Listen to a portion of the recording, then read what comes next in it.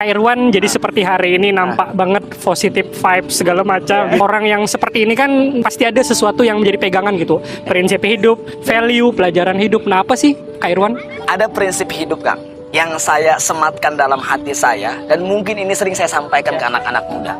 Jika jalan kita sudah benar di jalan Tuhan yang Maha Esa, dan di pertengahan jalan proses kehidupan kita ada kesedihan, ada fitnahan, ada orang yang gak suka, pasti indah, ya. Karena saya yakin Tuhan tidak akan memberikan apa yang kita inginkan tanpa diuji dulu.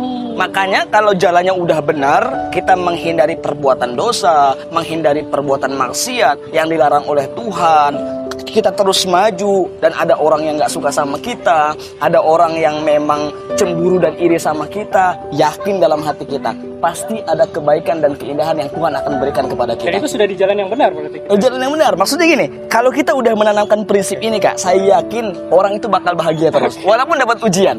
Kayak contoh nih, Kak, saya ini kalau nggak disukai sama orang, sampai hari ini pun jujur ya, Kak, ya, orang yang nggak suka itu pasti ada, ya, pasti ada. Nabi kita aja orang jujur, nggak pernah dusta, masih orang yang nggak suka, apalagi kita orang biasa. Itu salah satu mindset saya juga tuh. Maka teman-teman, mulai hari ini tidak perlu kita membalas orang-orang yang nggak suka sama kita dengan caci maki, nggak perlu. Kita nggak perlu membalas orang-orang yang nggak suka sama kita dengan hal yang buruk, nggak perlu. Karena apa bedanya kita dengan mereka? Tapi ada kuncinya yang sering saya sampaikan kepada teman-teman di rumah, biasa ke anak-anak muda.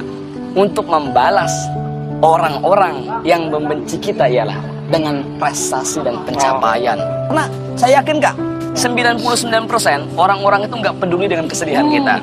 Bahkan orang-orang yang membenci kita senang dengan kesedihan kita. Dan jadi mulai hari ini cukup fokus, konsisten, fokus, konsisten.